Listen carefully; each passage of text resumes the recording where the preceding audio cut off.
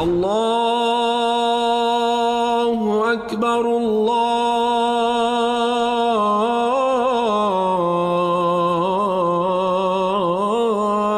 أكبر. Assalamu alaikum and welcome to the Islamic Center at New York University podcast, coming to you straight from the heart of New York City. We're building an amazing Muslim community here at ICNYU where everyone is welcomed and respected no matter where you're from or where you're at. This is the place to be. So open your ears and your heart and come along with us on another life-changing journey. Bismillah.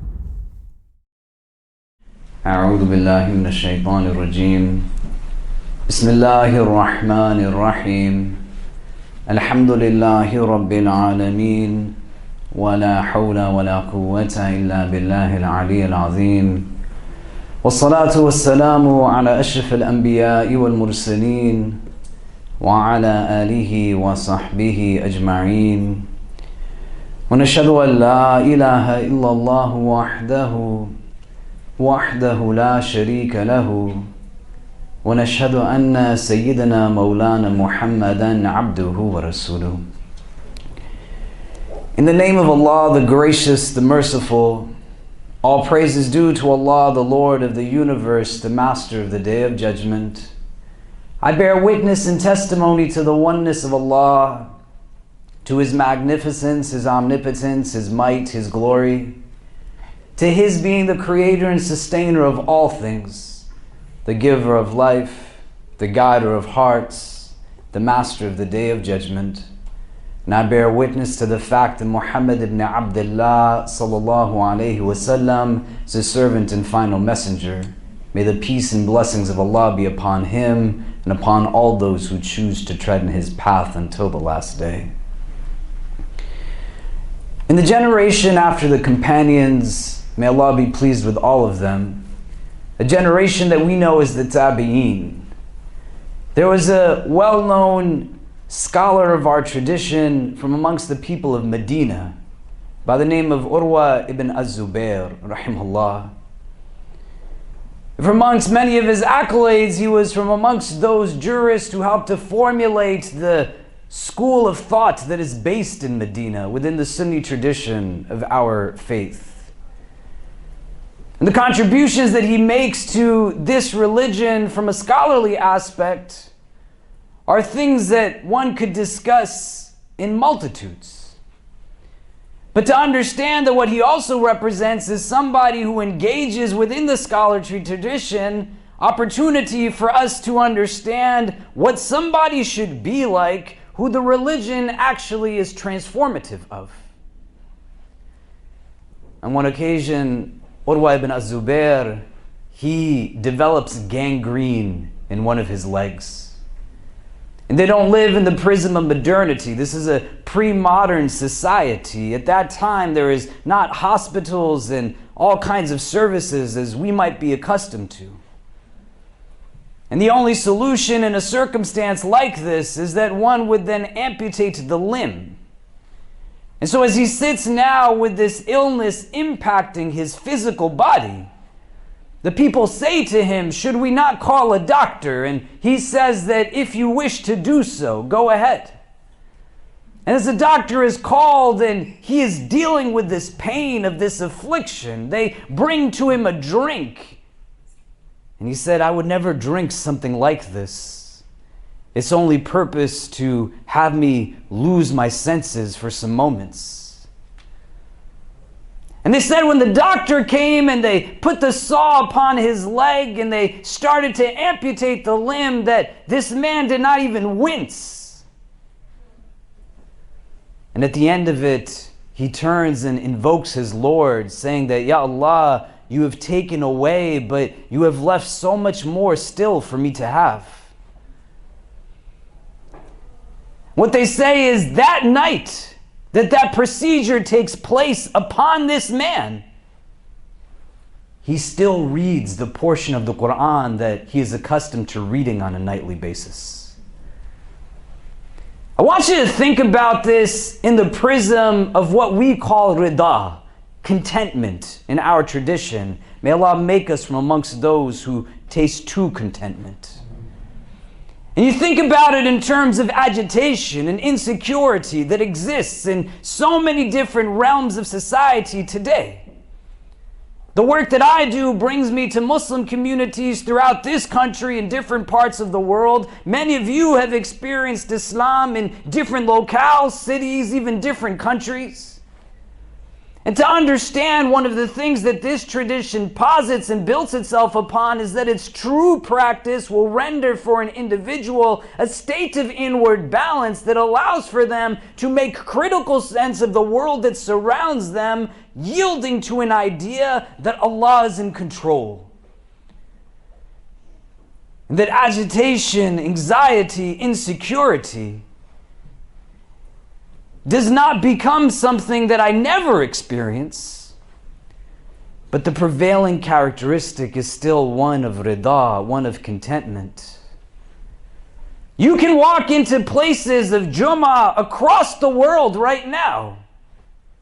You yourself might know someone, if not you yourself in specific, that could be in a gathering as this.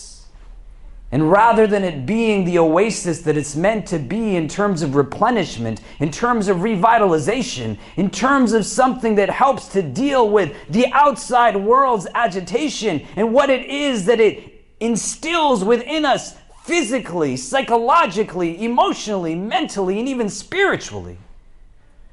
Rather than coming to it the way somebody who is parched and thirsting in ways that we can't even imagine is looking for nourishment of the soul, that it's anything other than an oasis. And there's an absence of this contentment, this experience of real rida amongst many Muslims throughout the world. And we want to start to distill for ourselves why. Can we have everybody move in really close? We can come in tight. There's going to be a lot of people joining us. We can move in this way also. It'd be amazing.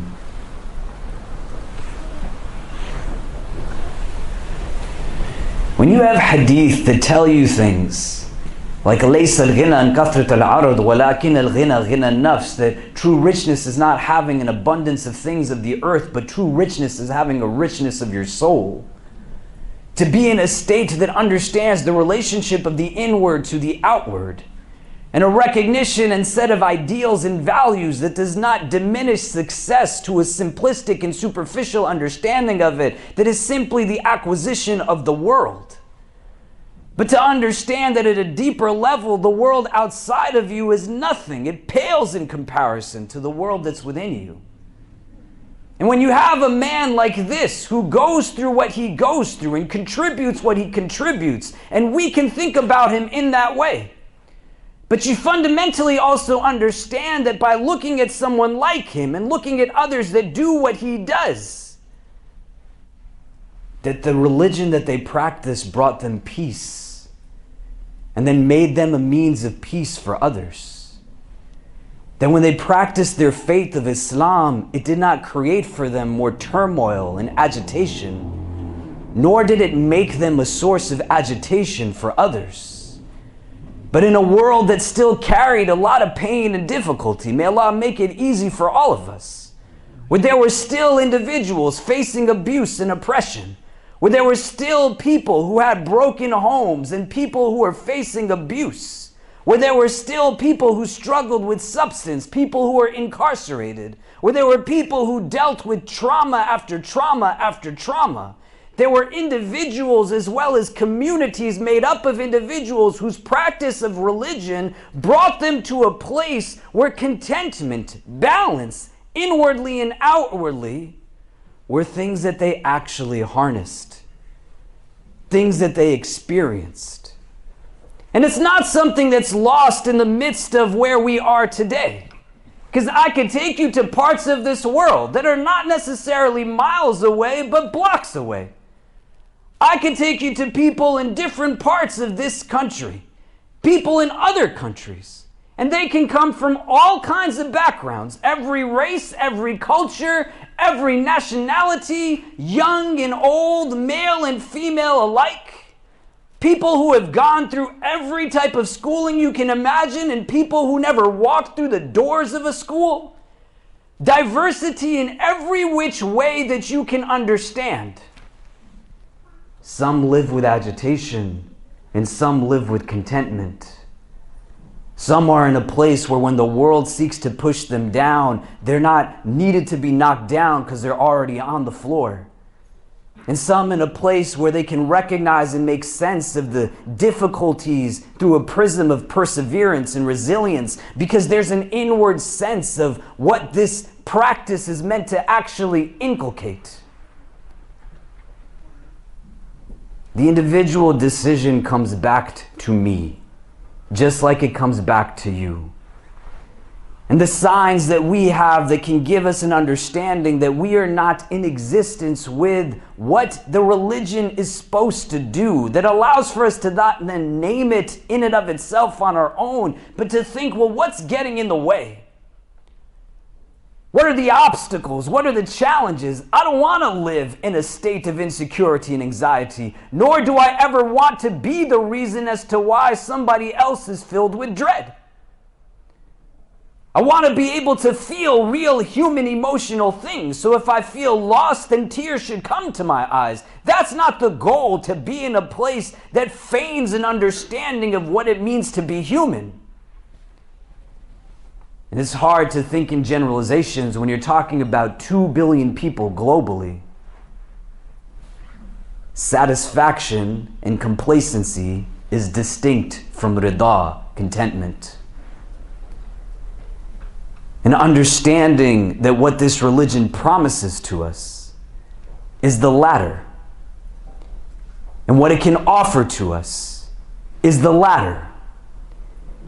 And where and how we sit and we reflect and contemplate on the signs that we ourselves show to ourselves.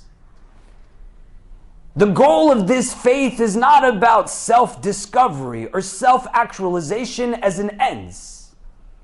The world that tells you that you go out there and figure out who you are and what you are about and what makes you you puts a stop at a place where for us the sentence continues. Because Islam is not about self-discovery in that way, but it's about self-discovery that concludes in an understanding that yields to its practitioner the transcendence of the self. You are not the center of everything. You are not the only one in the room. You are not the only one that goes through what they go through. You're not the only person that's the most important. It doesn't mean that you're insignificant, but you can be significant while everybody else around you is significant too.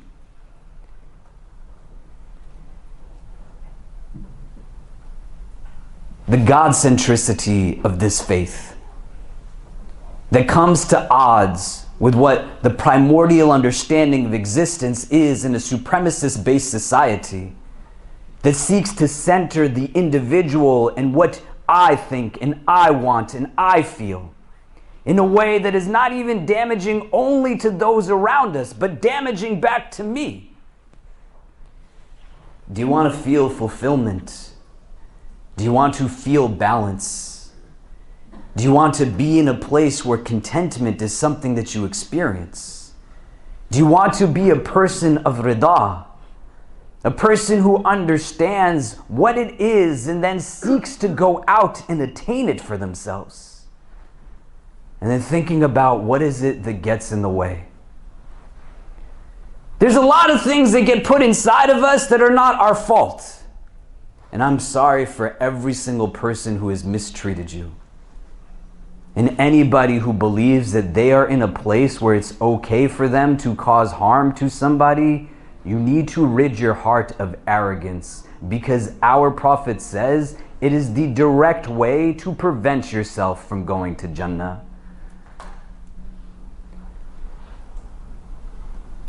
The things that it teaches us, the Quran and the Hadith, what it gives to us as insight in terms of what balance should look like. And juxtaposes it again and again with an idea of what is imbalanced. And allows for us to then think for within ourselves, what is it that I want to choose to be my pursuit? Don't let your life goal be simply reduced to what it is that you acquire of professional skill and ambition. Think about it in the terms of what it will be as a means for me, and what is it that's going to let me feel like I'm actually enough. Don't be in a place where intentionality is to allow for yourself to succumb now to the foolish perspectives of those who are going to always look to you to see where you are inadequate and deficient. They do not follow the sunnah of Muhammad sallallahu alaihi wasallam. And you ask yourself hard questions, difficult questions that have to do with your place in the akhirah.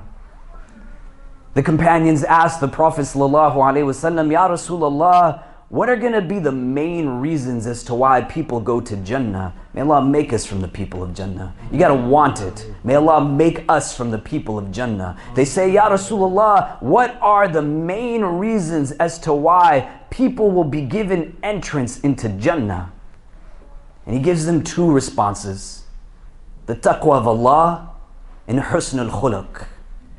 That you have a consciousness of the divine. It's not just mindfulness the way the world tells you to be mindful. You want to be mindful, but with an ethical imperative that is rooted in a recognition that not only does God exist, but God is there watching over us. And it gets attached to a character that is hasin, a beautiful character. That the two are not divorced from one another. The Prophet ﷺ does not put things in a list because they are not related to each other, but because they have an intrinsic link to one another. And here now, taqwa becomes related to character, because if you want to know if you are from the muttaqeen, all you got to do is see how it is that you treat people. Adab is not about us being polite and having manners, in the sense of what we might understand that to be. Just because you don't get riled up and just because you might say please and thank you, that's not adab. I could put you in front of a ton of people who were from amongst those who colonized a lot of the countries that your ancestors came from. And when they sat down in those countries, they were the ones that were grooming their hair and sipping their tea with a pinky raised in the sky. They had that politeness. There's no adab there. It's deeper than that. To understand it in the prism of what this means of contentment, you cannot have a heart that finds solace if you are in a place where you are not doing right by others. You're not built that way. I don't know why. When you stand in front of Allah, you can ask Him why He fueled you in such a way that goodness stems now from you treating people well. And it becomes apparent in your demeanor. The man comes to the Messenger sallallahu alaihi wasallam and just sees his face, subhanallah, and says that this is not the face of a liar. All he does is look at his face. His face just emanates goodness. May Allah make us like Muhammad. If you want to know if you have good character, you think about who you are all the time. If there's sometimes when you are nice to people and sometimes when you are not nice, there's sometimes when you are kind and sometimes when you are downright nasty, when you could care less about what somebody else is going through and how it is that they're feeling, that there is no respect, there is no adab other than conditionally, then that's not good character. That's just you benefiting in ways that are serving your nafs. Our Prophet was not kind categorically or sporadically. He did not have consciousness of the divine situationally. There wasn't justifications or excuses. And it's not the only reason, but you better be rest assured it's one of the reasons as to why rida then leaves from us. Because how can you have contentment of the heart when all you're making decisions through is your lower self? and you play games, justify it. You think about what it means to actually worship a God, and what the whole point of it all is, to come and answer the call of the Jumu'ah prayer, to not be just a body, but an entire inner self that goes into bowing and prostration. And you fundamentally start to ask yourself difficult questions that you're not afraid to answer.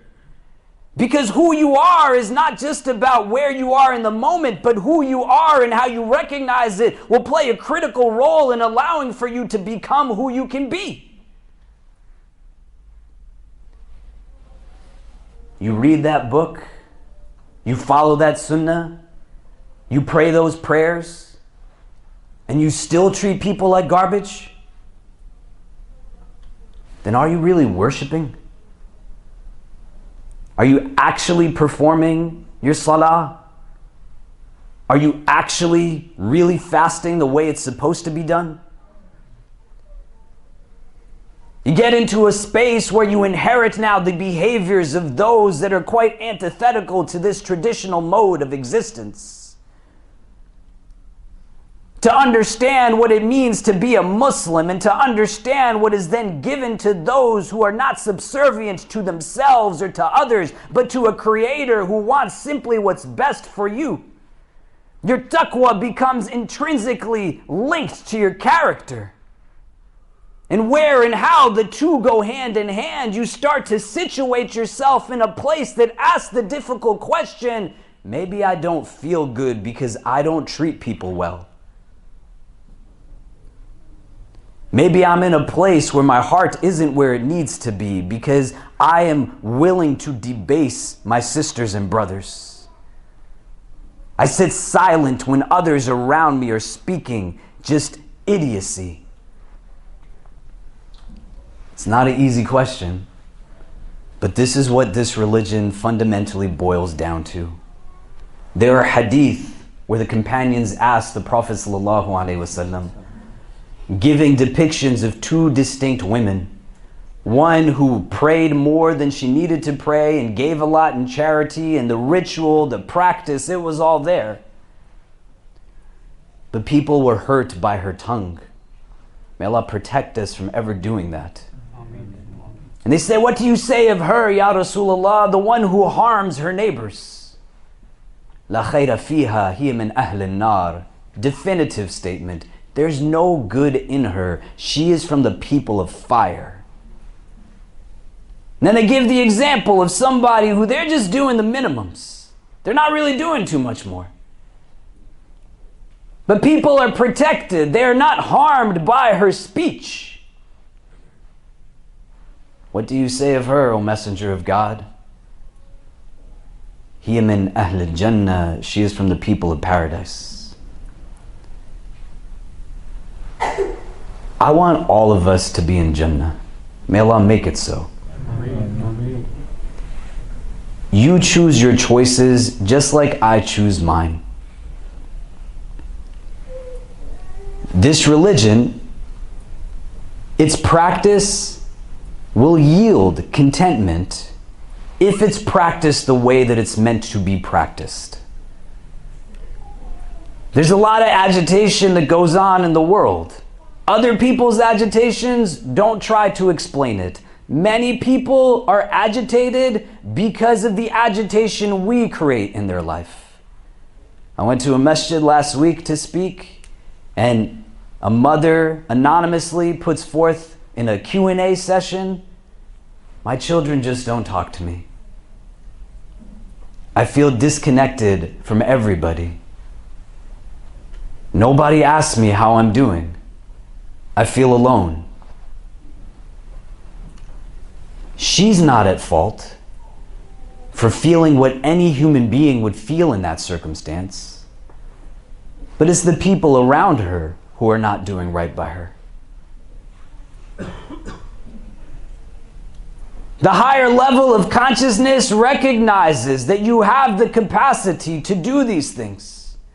Mu'adh ibn Jabal radiallahu an, one of the greatest companions that we are taught of the Messenger sallallahu alaihi wasallam, when he is sent forth as an emissary and is given instruction and insight on how to deal with the people that he is going to meet, of the advices that the Prophet gives to his blessed companion is follow up a bad deed with a good one. Why is the Prophet telling the companion how to act in response to the doing of wrong? Is it because they did no wrong? And these things that many of us have heard and maybe some of us have not, but you got to pick up the books and start to read them or go to places so that you can obtain what it is that is rightfully yours. That give insight and instruction and allow for us to see practice not just as externals or ways to weaponize and mistreat and hurt others, but as ways to empower and embrace ourselves in a pursuit of being able to then in turn be a source of light and luminosity for others. People have put pain into your heart. I'm sorry for that. Try your best to make a conscious decision to not give it continuity. If you are just finding your way to have a relationship with Allah, may Allah give you tawfiq in the journey that's ahead of you.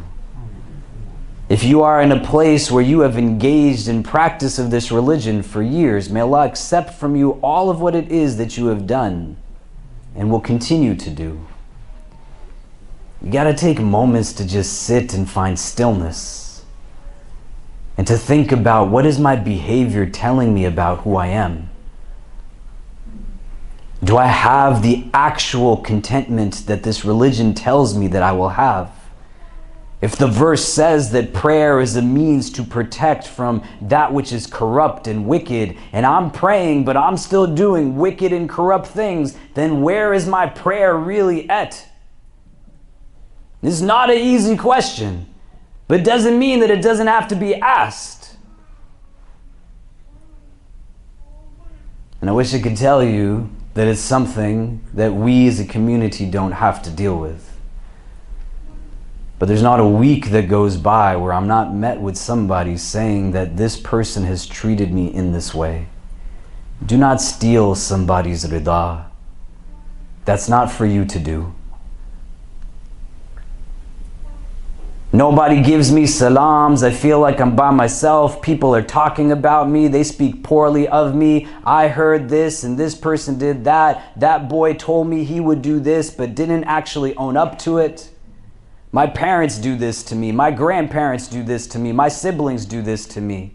The number of things that are based off of how people treat one another.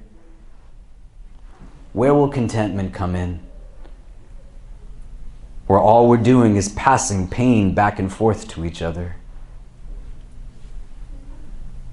So on this day of Jumu'ah, you sit and you think, what is this all about? What is it really that I'm chasing after, and what is it that I'm in pursuit of? And then you think about it on the flip side of it also, that there's enough people out there that are creating a lot of agitation.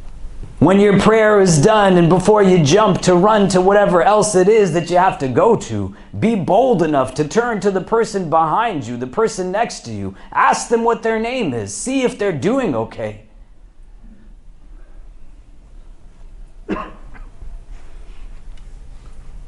You had one man, sallallahu alaihi wasallam, who dared to think differently than the people of his community. And he surrounded himself with good people who gave him affirmation in moments of doubt, that then allowed for him to transform an entire society that built into a movement now that is 2 billion strong all over the world. And there's so many people out there who they are feeling hurt inside. They do not have real contentment. They chase after wealth, they chase after dunya, they chase after so much that is just giving them, if anything, temporary satisfaction. We are supposed to be the ones that bring hope to people's lives. You can't do it if you're chasing after the same things that they are. You can't do it if you separate yourself from people and believe that it's just about you and nobody else. And the irony is the person who's going to be hurt the most at the end of it is me more than anyone. Because then I make myself devoid of that contentment that this religion tells me that I can only acquire through the implementation of its teachings around how I treat other people. The Prophet defines people as being muflis on the Day of Judgment, people who will be bankrupt. Their accounts will have nothing. They prayed a lot and fasted a lot and did a lot of deeds, but everything good that was in their records started to get passed out to other people. And the reason was that these were people that they mistreated, people that they hurt. Even if you don't feel contentment here in that way, why would you deprive yourself of an abode in the place of ultimate contentment? Make dua today. Think about it. Darda is with Abu Darda on one occasion, and he is making dua, asking Allah that, Ya Allah, make me one who has good manners. And Darda says, why do you make this dua for good manners? Ya Allah, you've given me a good nature, make me one who also has good manners, is his dua. And he says that if I was to have good manners, then it would become a means for me to be able to have access to Jannah. And she says, why? He says, because the goodness then that would come from me, and its opposite, he alludes to also, that if evil is there, it's going to be the contrary. And when he gets to the end of his narration, the basis of his logic is that if I'm to treat people well, it will be a reason as to why they will get up to pray in the night. That you will give people energy and strength when you pass on contentment to them.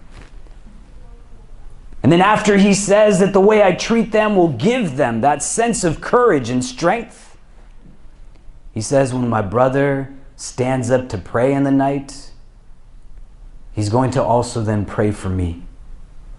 And that's going to be the means through which I have success in the next world. That's why I'm asking Allah to give me good manners. He wants contentment, and He understands the way to get to it. You got to want it just the same. May Allah make us from the people of contentment. أقول قولي هذا واستغفر الله لي ولكم ولسائر المسلمين فاستغفروا إنه هو الغفور الرحيم.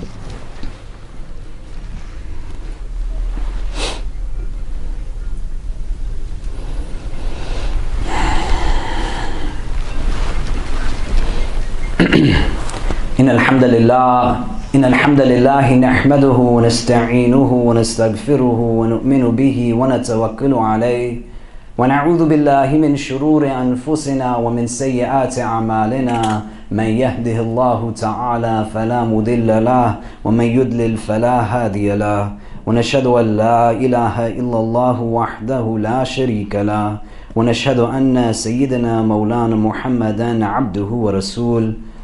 Before we make dua, we had a request from one of our former community members, a couple, our sister Samiha and her brother Sufyan Amir, who now live in Seattle. They gave birth to a young boy, alhamdulillah, this past Tuesday, Zidan Sayed. And after he was born, it was found that he had clots in his brain which are causing him seizures.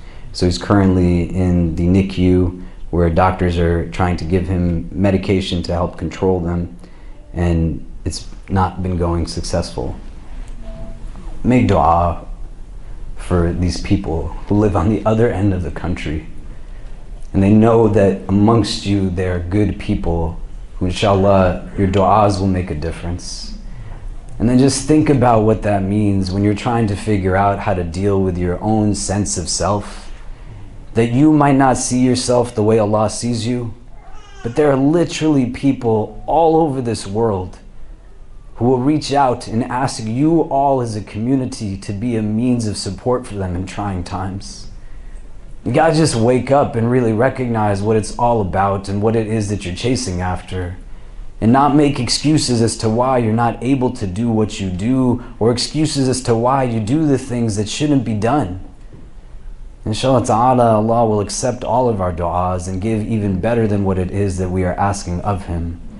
Make dua for him and those that we have lost in this past week, those who are dealing with illnesses and other difficulties. Allah gives to them relief in only the best in this world and the best in the next. Inna Allaha wa malaikatahu yusalluna ala nabi ya ayyuha alladhina amanu sallu alayhi wa sallimu taslima. Allahumma salli wa sallim wa barik ala sayyidina Muhammad fil awwalin wa fil akhirin. Allahumma salli wa sallim wa barik ala sayyidina Muhammad wa ala alihi wa sahbihi wa barik wa sallama ya arhamar rahimin. Allahumma innaka afuun kareemun tuhibbul afwa fa'fu anna ya muqallibal qulub thabbit qulubana ala dinik. Allahumma ja'alna min al-mukhlisin. Allahumma ja'alna min al-mukhlisin. Allahumma ja'alna min al-mukhlisin. We begin this supplication in your name, Ya Allah. We beseech you to send your choicest salutations upon your most beloved sallallahu ta'ala alayhi wa sallam. We ask that you shower your infinite mercy upon this gathering, granting each and every one who is present herein and our loved ones only the best in this world and the best in the next. We ask, Ya Allah, that if all of us are meant to be together only at this time, at this place, whether we are young or old, male or female, regardless of our race, our ethnicity, our social class, our country of origin, our cultural heritage, whether we are Muslim or come from a different walk of life, Ya Rabbi, if our individual hearts are meant to be in the presence of all other hearts that are gathered here only at this time, at this place, then gather us all together again in the best of places in the world beyond this one. Increase us, Ya Allah, in all that is good. Increase us in courage, compassion, and confidence. Protect us from any affliction, anxiety, or anguish. Remove from our hearts any feelings of bitterness, jealousy, animosity, or envy towards any of your creation. Grant us hearts that are filled with understanding and hope. Hearts that are drawn towards things of real beauty. Hearts that find themselves deep in your remembrance. For indeed in your remembrance do hearts find rest. Make us always, Ya Rabbi, as individuals and as a community, a source of benefit for your creation. Help us, Ya Rabbi, to be from amongst those who see ourselves in the ways that you see us, and to fulfill the purpose for which you had created us. Make us those, Ya Allah, who each and every day that we are blessed to be in this world, live with an excitement, a gratitude, with a yearning to be nowhere else in the highest level of your Jannah with your beloved. Make us those who embody the actions of people who have true yaqeen in an akhirah and understand that you are the creator of this world and that world, and that we will one day stand in front of you. Grant us ease on that day, Ya Rabbi. And let the records that we come with be filled with acts that are pleasing to you. Let the books of all of your creation that we come into interaction with be filled with moments where they benefited from our presence. That you fill us with a strength and endow us with a courage that allows for us to be bold enough to live our light each and every day that we are in this world. And help us to never be a means of darkness for any of your creation. Keep us from ever being those who cause harm or pain or justify ill actions towards anybody in any way, shape, or form. Protect us always from hearts that are not humble, tongues that are not wise, and eyes that have forgotten how to cry. A special dua, Ya Rabbi, for our little brother Zidan and for his parents, who right now on this day of Jumu'ah, like so many, are looking at their loved one and trying to understand. We ask, Ya Allah, that you grant this little boy healing and that you bring ease to the hearts of his loved ones. And where it is necessary, you give contentment of your decree to all those who are going through that struggle and any struggle in this world at this time. ربنا تقبل منا إنك أنت السميع العليم وتب علينا يا مولانا إنك أنت التواب الرحيم وصلى الله تعالى على خير خلقه محمد وآله وصحبه أجمعين برحمتك يا أرحم الراحمين وأقيم الصلاة.